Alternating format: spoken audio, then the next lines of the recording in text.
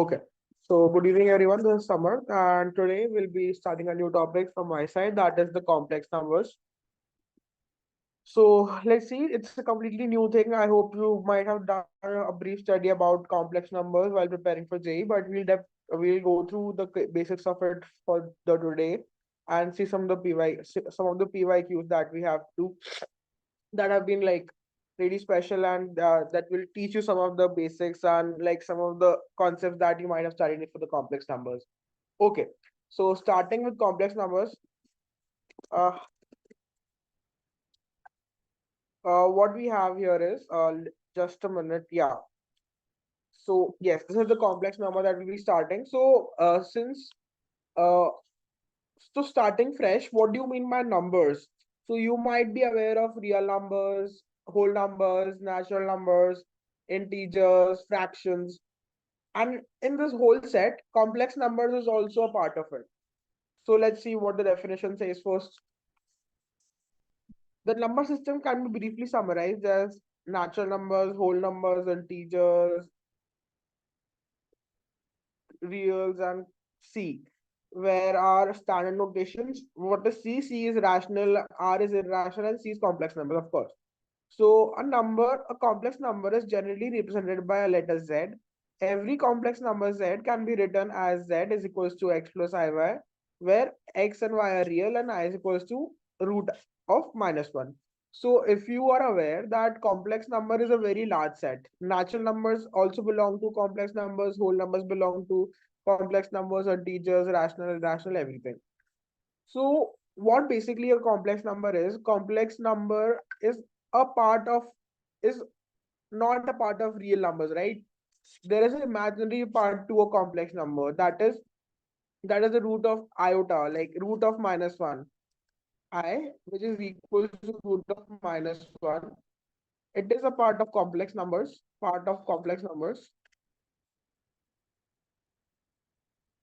which gives its value. It is not real because we know that the root of negative number does not work. Root of -1 does not work.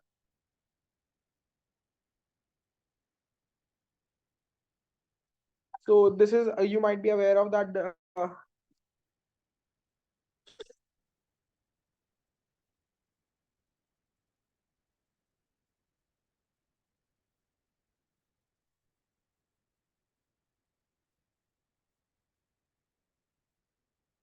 So yes, this is what we observe here. A complex number. Okay, we got this part. Now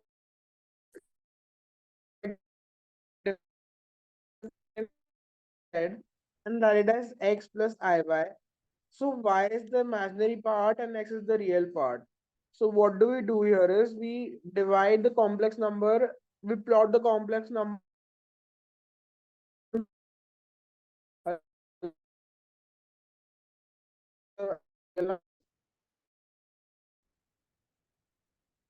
imaginary axis.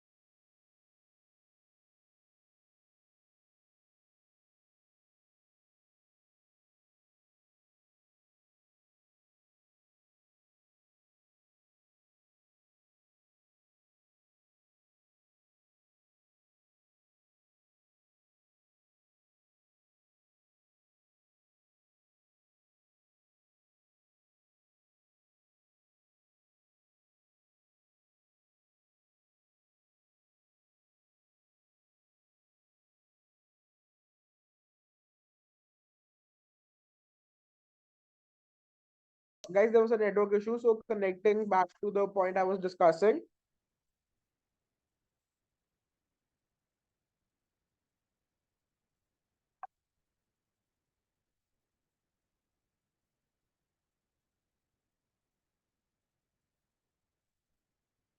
Yes, so connecting back, what do we have here is that the if we define the function number as a function of two axes. One is the imaginary axis and one is the real axis.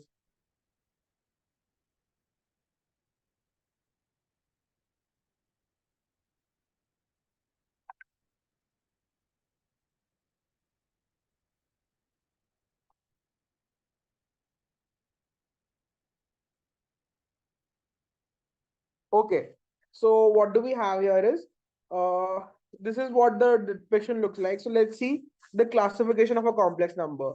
So if hmm, just a minute, guys.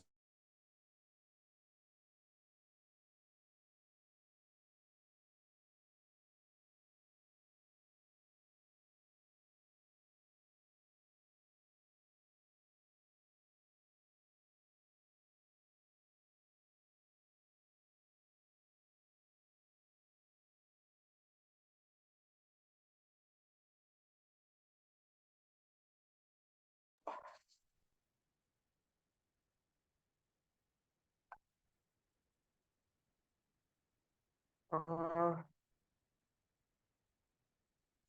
So yes, getting back to the division part of it, if we see it, so if we see the complex number is purely real, by purely real our y has to be zero.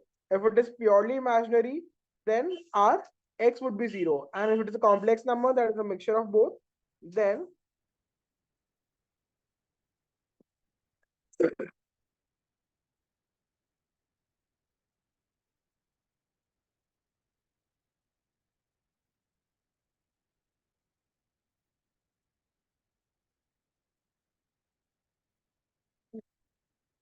yes.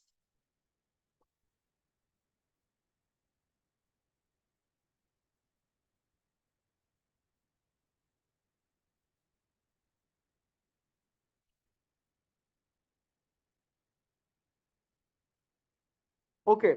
So the symbol I itself is a real number as per the rule of algebra together. So what do we do is root of minus one is I. So I square becomes minus one.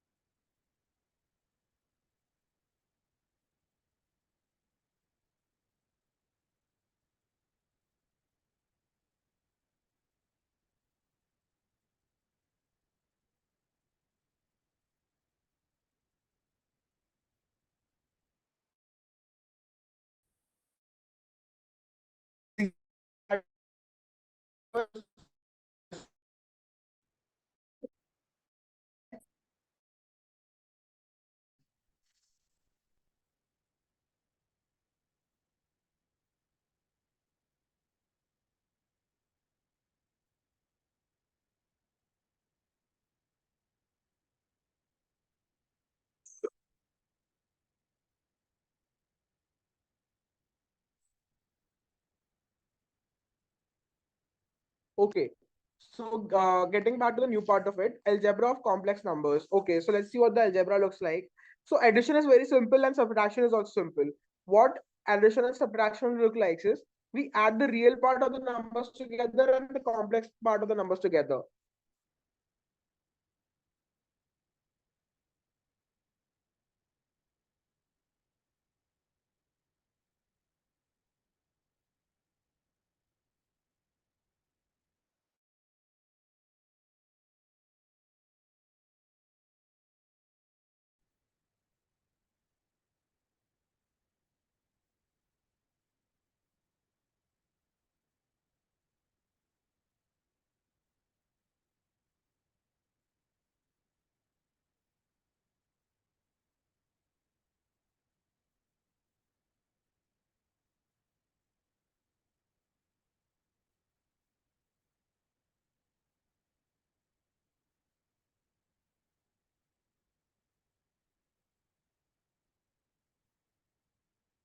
Okay. So now, getting back to the algebra, we did the subtraction and addition, right? So addition is addition of real numbers, and subtraction is also similar. We add the real numbers part together and the imaginary numbers part together. Now, getting back to multiplication, multiplication is not similar to addition and subtraction. We multiply each of the variables together, keeping the iota intact. For example, you can see in the illustration below.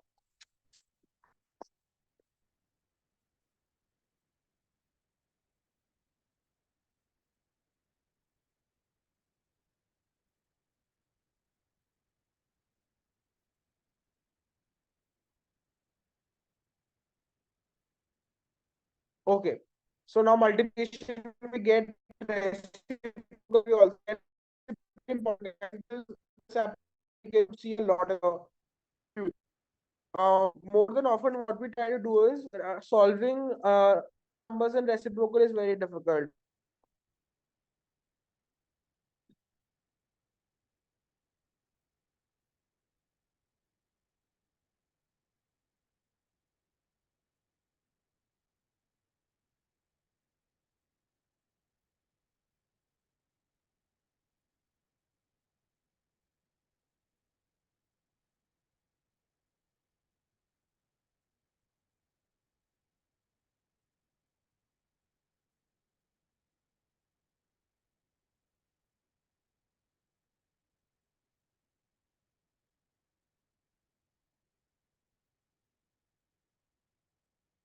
Okay, talking about coefficient, coefficient is also very similar process. I was talking about reciprocal, right? So if we do not want to solve in reciprocals, right, it is very tough for us.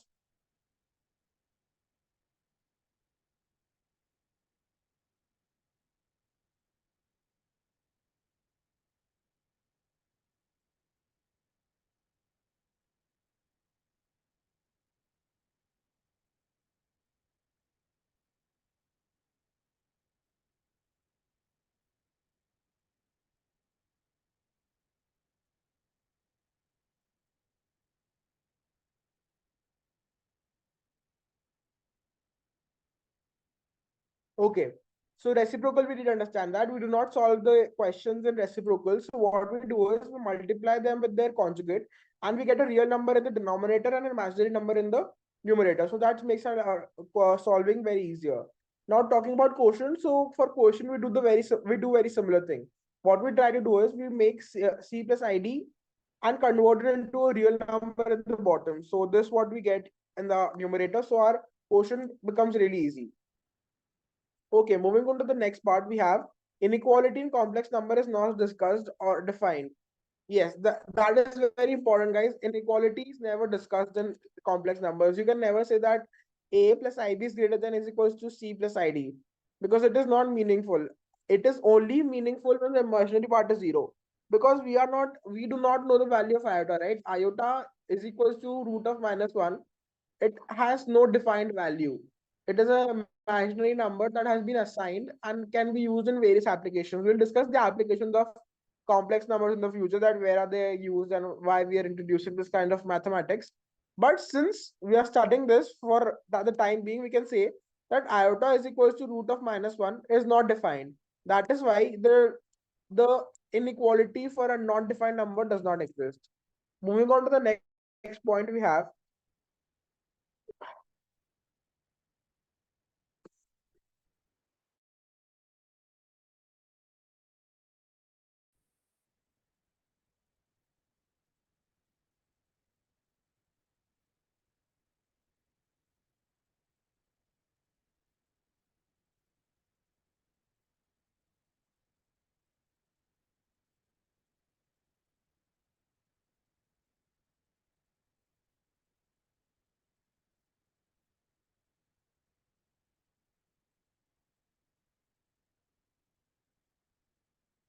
Okay, so you got this part. Now, equality does work. We can say if two imaginary numbers are equal, then then the real part of the imaginary number is are equal and the imaginary part is also equal. For example, if I say z1 is equal to z2, then x1 has to be equal to x2 and y1 has to be equal to y2. It is the necessary condition of the equality. Now, moving on, in the real number system, if p square plus y square is equal to 0 implies P is equal to 0 and Q is equal to 0. But if Z1 and Z2 are complex numbers, then Z1 whole square plus Z2 whole square 0 does not imply that Z1 is equal to Z2 is equal to 0. For example, if Z1 is iota and Z2 is 1, yes, it is very important to understand for complex numbers, this still does not apply. However, the product of two complex numbers is 0, then at least one of them must be 0, same as in the case of real numbers. Okay, it is a very important property that we must keep in mind. In case X is real, then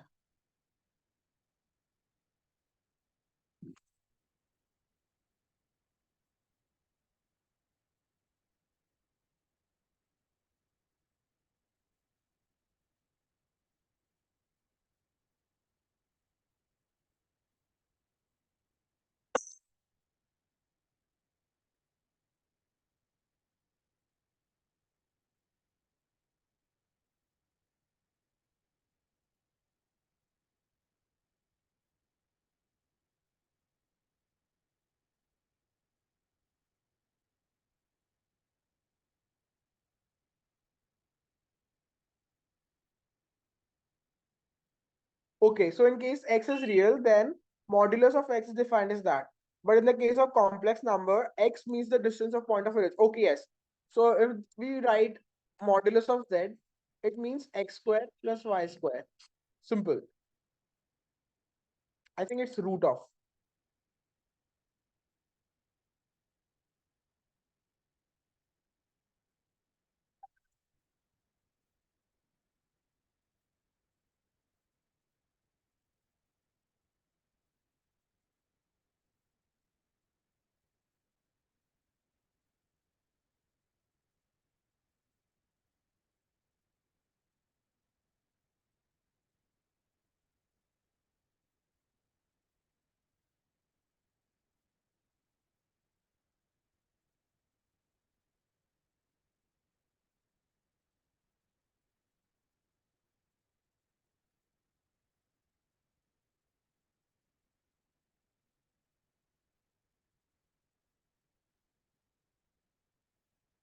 Okay. Now additive inverse of a complex number. So what does the additive inverse of a complex numbers look like? Z is equals to A plus IB. Then minus of Z is equals to minus A minus IB. Okay, it's very easy. Now let's see one of the questions here. So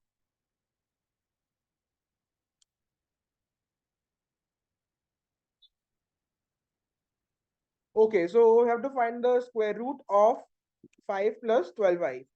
So what do we do here is let the square root of the given complex number be A plus IB using the algebra and simplify it to get the values of A. Okay, so what do we do here is x square minus b square plus 2aib is equals to 5 plus 12i. So a square minus b square is equals to 5, 2ab is equals to 12. Now what do we do?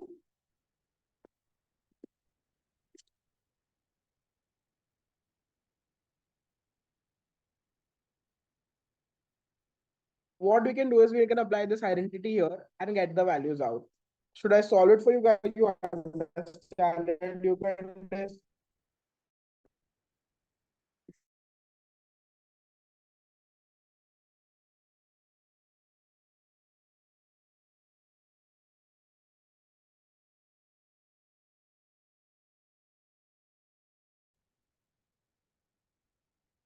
okay. So yes, using the identity, we can do that. That is a square plus b square whole square is equals to a square minus b square whole square plus 4 a square b square. So we get the values out. Okay. Let's see another question. The another question says that if z is equals to xy and they belong to complex number, find z satisfying z square into x plus 1 plus I is equals to 7 plus minus 7 plus 79. Okay, let's solve it by ourselves, this question. So what do we do here is we have z into I plus 1 is equals to minus 7 plus 79. So z square is equals to 7 plus 17i, 1 minus I, 1 plus I, 1 minus I. You get what I done here? I took this down into the denominator and tried to multiply it with its conjugate to get the real number. Okay, so minus 7 plus 7i plus 17i plus 17 upon 1 plus 1. This gives me 10 plus 24i by 2. 5 plus 12. 5 plus 12i is equals to z square. And this becomes the question that we did just before and get the same values, right? Yes. Now solving the third part of it, if x square plus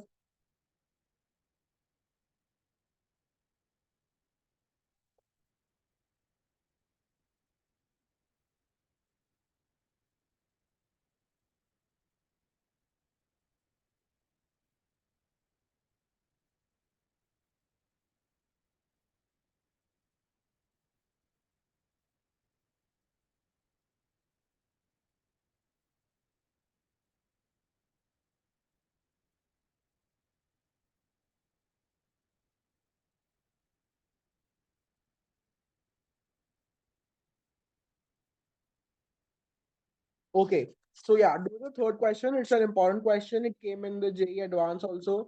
So I hope you get understand it clearly. Let's solve it.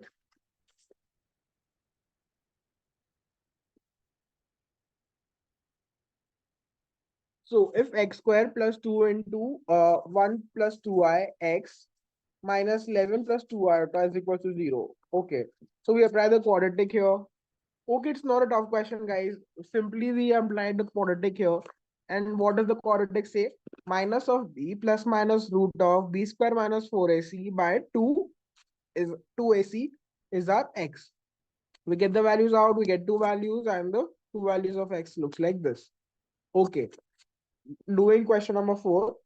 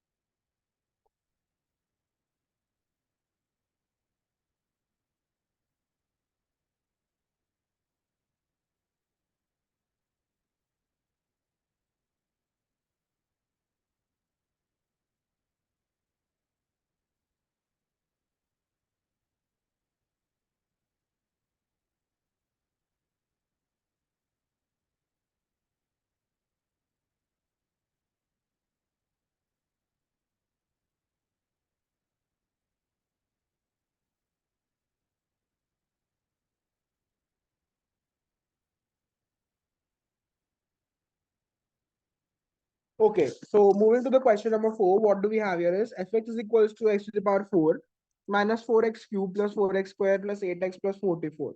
So, okay, find f of 3 plus 2i. So putting x is equals to 3 plus 2i, square it from the quadratic equation, and then represent fx in terms of this quadratic.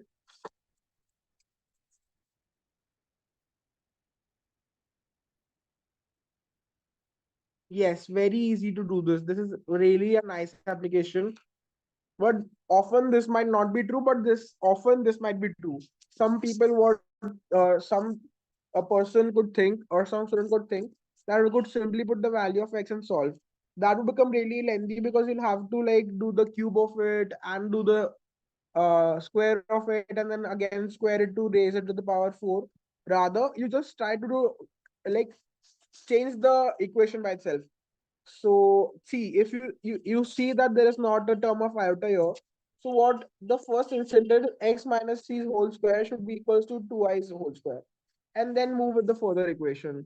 This could really like make your solving question like the instant. This is the based on an instant. The more you practice, the more you'll get about it. So I suggest you to do the same. Okay. Now important terms associated with complex numbers. Three important terms associated with complex numbers are conjugate, modulus, and argument. Okay, these are very important, guys. We'll study.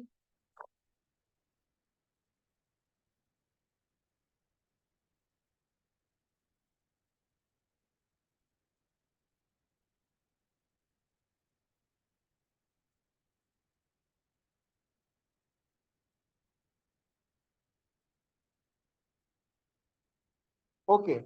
Important terms associated with complex numbers. Yes, we are going to study like conjugate, modulus, and argument. So what does a conjugate look like? If z is equals to x plus iy, the conjugate is equals to x minus iy. It's as simple as that. Conjugate is thus taking the image in the terms of x-axis. So if we have a number here, so we take an image of its an x-axis, and this would become the conjugate of that this number. Okay. So there are some properties that are important in terms of conjugate. Z plus zi, z bar, z minus z bar, z bar is equals to x plus y square.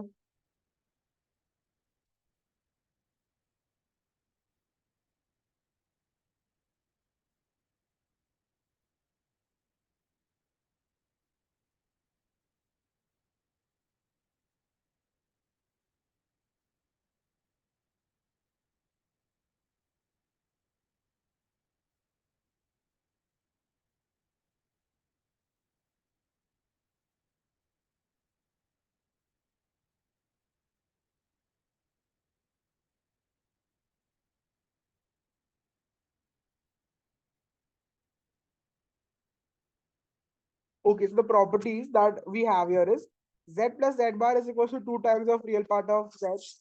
Very easy to understand. X plus iy plus x minus iy. So this gets cancelled and this gives you 2 times of real part of x. Real part of z. Now z minus z bar is equals to x plus iy minus x plus of iy. So this gets cancelled and 2 times of imaginary part of z. Then we have z bar is equals to x plus y square, x square plus y square. This is something that we did for quotient rule as well, right? Then z lies in first quadrant, then this is not important, guys. This is very basic. So I don't think you'll require to understand this. This is something that we can study. That if x plus iy is equals to f of x a plus ib, then x minus iy is equals to f of a minus ib. Okay. Okay, this is something important and this has some few applications. This will study. Okay, now getting back to modulus, what does modulus look like? If p denotes the complex numbers,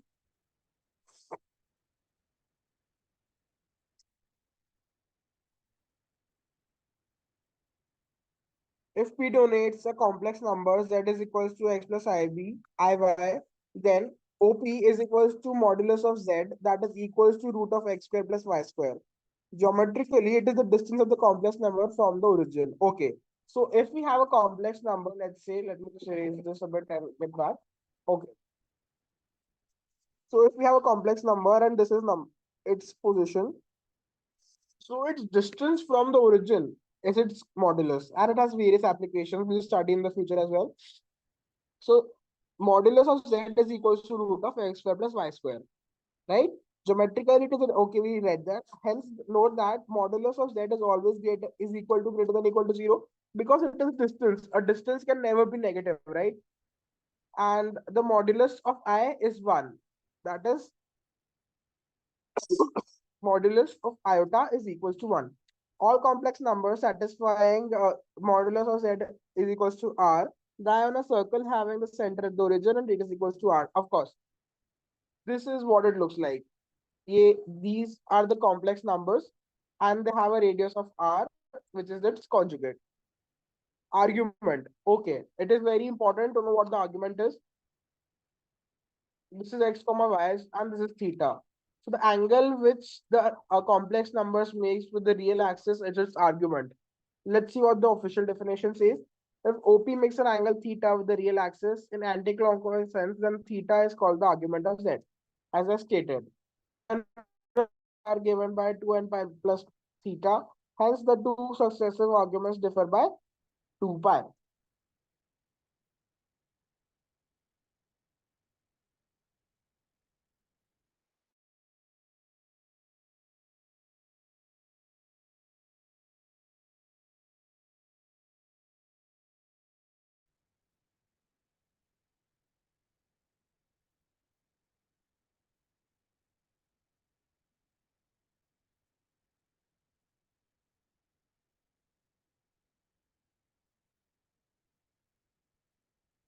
Okay. So the argument we get that if OP makes an angle theta with real axis and anticlockwise sense, then theta is called the argument of Z. General values of the argument, this we read, right? The complex number is completely defined by specifying both modulus and the argument. However, for the complex number 0, comma 0i, the argument is not defined, and the complex number which is completely defined by modulus only. Yes, this is something frivolous. I don't think that is required to a very large extent. Amplitude, the principal value of the argument. See, argument could vary, right? It could be in terms of a number of degrees, right? It could be 270 degrees also. But what do we try to do is we try to keep unique value of theta. We try to think of a unique value of theta such that it lies between minus pi to pi, right? Okay. Unless otherwise stated, amplitude Z refers to the principal value of the argument. Okay. Least positive argument, the value of theta is such that theta lies between 0 to 2 pi is called the least positive argument. Okay. These are some things that you can remember. We'll not get into the depth of it. We'll get back to this, right? Because it's a lengthy topic. Okay, so for let's see an example for what real values of x and y are minus 3 plus iota x square plus y, sorry, x square y and x square plus y plus 4 iota complex conjugate to each other. So what do we do here is 3 becomes equals to x square plus y square because the real part remains the same. Then x square y is equals to minus 4. Okay. So what do? We write x square is equals to minus 3 minus y. Cool. And minus 3 minus y into y is equals to minus 4. So let's cancel the minus signs. We get y square plus 3y minus 4 is equals to 0. Y plus 4, y minus 1 is equals to 0. Y becomes minus 4 or plus 1. So let me write that again. Y becomes minus 4 or plus 1.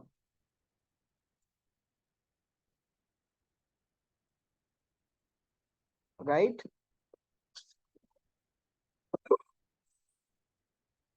But let's check. If we take the value of y as minus 4,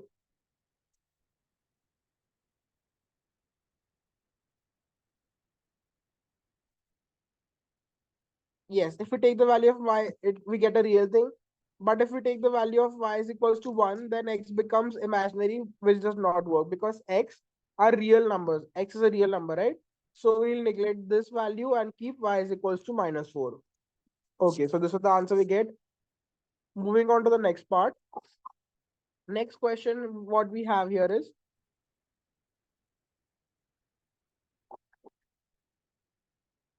find the modulus of this. Okay, it's an easier question. 1 plus iota, 1 minus iota, minus 1 minus iota, 1 plus iota. We just take an LCM and move forward. So what do we get is 1 plus iota whole square minus 1 minus iota whole square upon 2. Right? You guys get it? What we did here?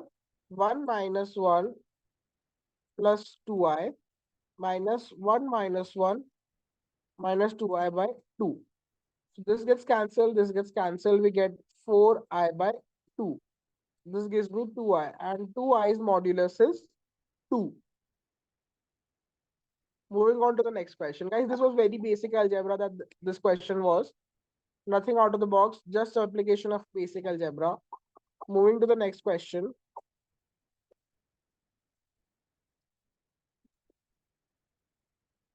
Find the locus of z if z minus 3 is equals to 3z plus 3. Okay.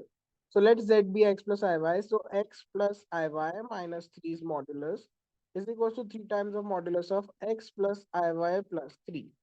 So this gives me x minus 3 whole square plus y square is equals to 9 times of x plus 3 whole square plus y squares. Upon solving, what do we get here is, yeah, let's do one thing. 0 is equals to, let's take 9 inside. So we get Here is 3x. Let me erase that right again. So what do we get here is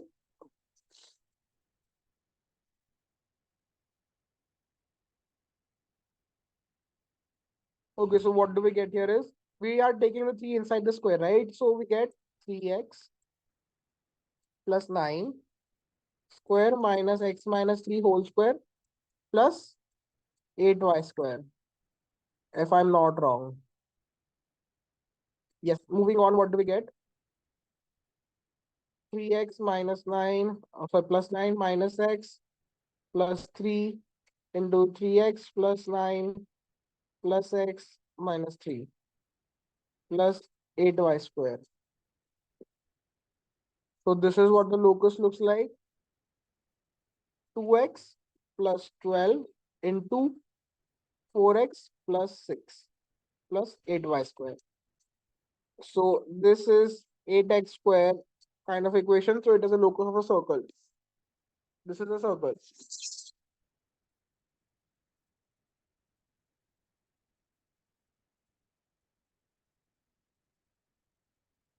Why am I getting a different value here?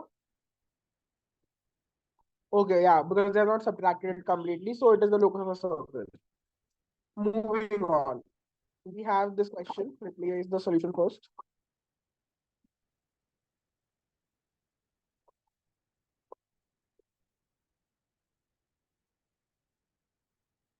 If x and if alpha and beta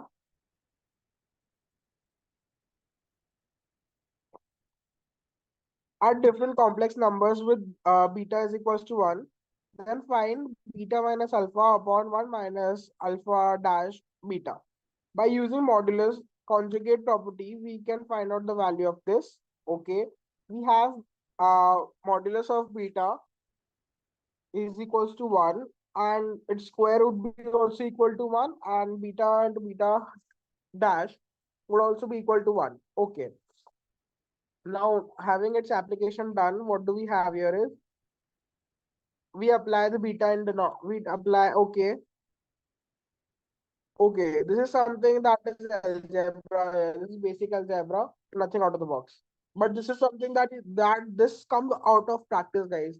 The more you practice, the more you'll get the hang of it. Find the number of non-zero integral solutions of the equation 1 minus iota to the power x is equals to the power x. Okay. So as we know that the modulus of z is equals to root of x square plus y square, therefore using the formula we can solve. Of course, we are taking the modulus of it. Okay. Root 2. This is very easy, guys. Nothing out of the box. Okay. This simply took the modulus and then compared the values of x. So moving on to the next part, what do we see here is if a plus ib upon c plus id is equals to p plus iq, prove that this. Okay. So we're simply taking moduluses here. If we take the modulus on both sides, we have this. Understandable. Okay.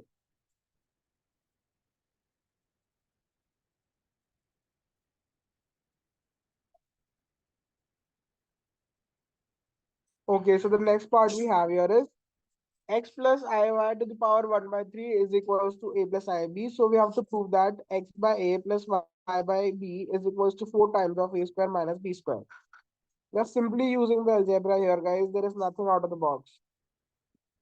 Yes. Some modulation taking place. There's nothing for me to explain is what I'm trying to say. You just simply have taken the square here and then compared the values of the real part and the imaginary part. That's it. Okay. So talking about representation of complex numbers, this is an important topic for discussion because graphical representation makes the, as I've shared earlier also in phonics, that more you are able to imagine, visualize and put the things into perception of a graph or in like what does this locus looking like, the more your job becomes easier, right? So we'll try to do this. Okay. So for every complex number, x plus iy can be represented in the plane as a point P, x comma y. X coordinate of point P represents the real part of the complex number and y coordinate represents the imaginary part of the complex number. The complex number x plus 0 I, real number, is represented by a point x comma 0 lying on the x-axis. Therefore, x-axis is called the real number. Okay, real axis. Similarly, the a complex number 0 comma iy is represented by a point of the y-axis. Therefore, the y-axis is called as the imaginary axis. Okay. Algebraic form y is equals to, okay. Now this is very easy. I don't think I have to explain this. Now talking about the polar form. See, polar form is really important.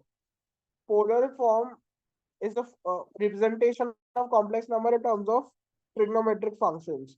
So what we do here is we write x is equals to x plus iy, right? But it can be also written as r of cos theta plus I sin theta. You can see why this is our point, and if this is the representation, so this x part would become as r cos theta and y part becomes r sin theta.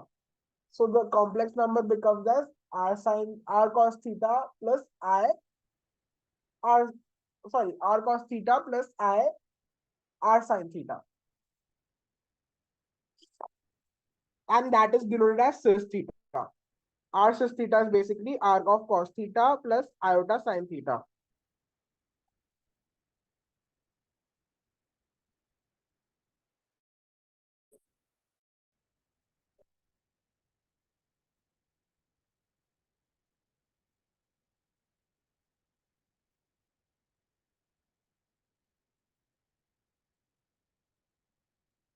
Okay, so now moving on, what do we have? Yes, this is nice. This is nice. This is nice. Also, apart from polar representation, there is another representation that we have of complex numbers. That is in the terms of I theta, r into e to the power I theta, where I is the iota and theta is the angle, the argument. That we'll study in the future. That using these applications and these formula would be easily solvable for you guys. Okay. So now moving on, we have exponential form. Yes, the next part is only the exponential form. So that is what I'm talking about. Here, cos x plus I sin x can be written as EIX. So the Euler's formula, named after the famous mathematician Leonhard Euler, states that any real number x, for any real number x, e to the power ix can be written as cos x plus I sin x. This makes our life very easier for the complex numbers and calculation, because any number here for like z can be written as r EIX, where r and x are variables here. R is the modulus and x is the argument. So these are some properties that you can see, and you can learn also, nothing new here. Now coming to the vector representations. So the knowledge of vectors can also be is used to represent a complex number. Z is equals to xi, the vector OP joining origin and the complex plane. Point P is the vector representation of the complex number.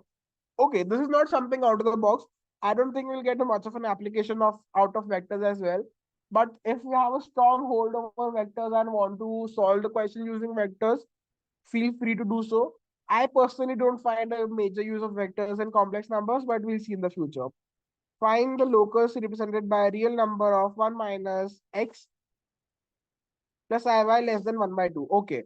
So how do we do that? Real part of 1 x square plus y square, right? And above we have x. I'll just erase it. We have x minus iy. So the real part becomes x plus x upon x square plus y square less than 1 by 2. The locus becomes 2x less than y square plus x square. It becomes that of a circle. Moving on. excuse me, moving on to the next part, we have if z is equals to I, 1 plus cos of 6 pi by 5 plus I of sine of 6 pi by 5, find R and amplitude z. Okay, we'll try to solve this. So here what are we doing is we're trying to solve using trigonometric functions. Okay,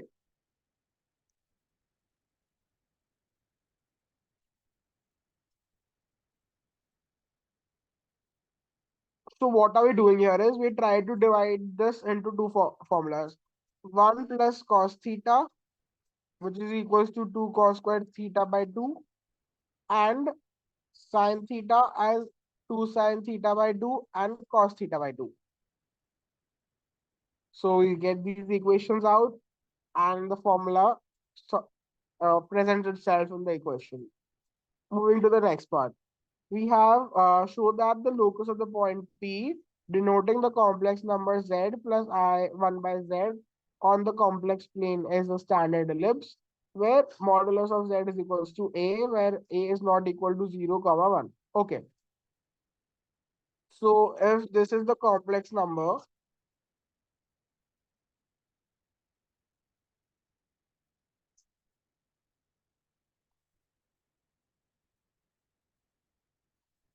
I'm still not getting the question, guys. Let's see what the solution says first.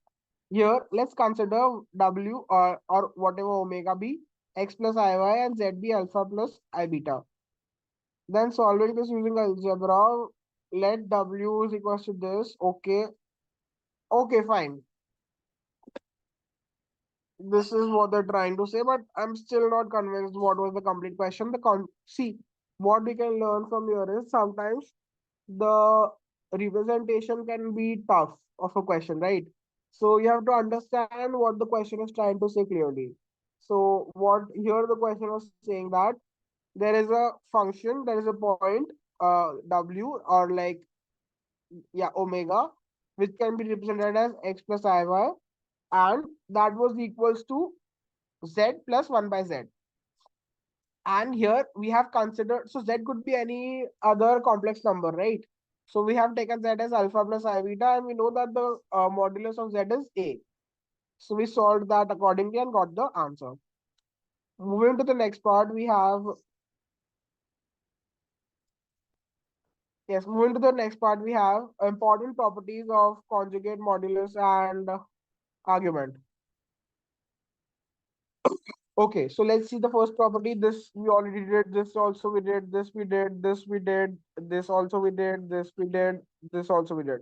These are properties, these are basic properties, nothing out of the box. So I don't think I'll have to go through them one by one. We can just simply read it through and get the answers. Okay, understandable. This is also understandable. Understandable, understandable. This is also cool. This is something that you can remember, and this is important. So I'll highlight the important properties for you guys that you can easily remember. I just came through. This is the important property, the sixth and the seventh part. Moving to the amplitude, this is important. This is important. This can be easily done when you do r e to the power I theta. If you keep considering your complex number in terms of this, you will directly get these properties out. So nothing new here. Okay. Moving to the next question, we have z1 is equals to 3 plus 5i and z2 is equals to 2 plus 2 minus 3i. Then we have to verify this. We can verify it. Verification is very easy, guys. These are properties that you can simply learn. I don't think there is any verification, and these questions I don't think have much of a use now. Okay. So next question is, let z be a non-complex number, then show that z to the power minus 1's conjugate is equals to conjugate of z and to the power minus 1. Okay, so let's do this. Let z be x plus iy. So the inverse would be x plus iy and x minus iy, x square plus y square. And taken conjugate of it, what do we get here is x plus iy upon x square plus y square. Okay. Now doing the RHS part. So RHS says, let's take x minus iy and then making it inverse. So 1 by x minus iy, so we get x plus iy upon x square plus y square. So since LHS is equals to RHS, our property stands, and the conjugate and modulus property is true for this as well. So you can include this also in your set of properties. Okay, moving on, we have if a plus iota whole square upon 2a minus 1 is equals to p plus iq, then show that this. Okay, let's do this. We have a plus iota's whole square upon 2a minus iota is equals to p plus iq.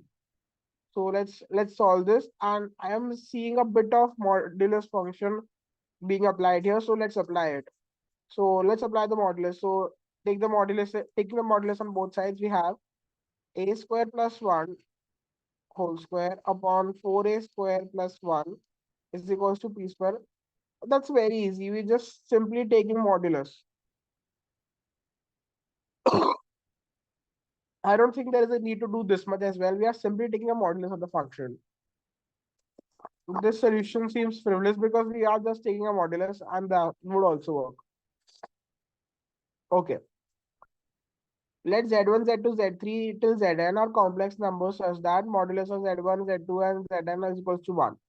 Then if Z is equals to summation of k from 1 to n zk into the summation of Z from 1 to n, then prove that Z is a real number, and it is okay.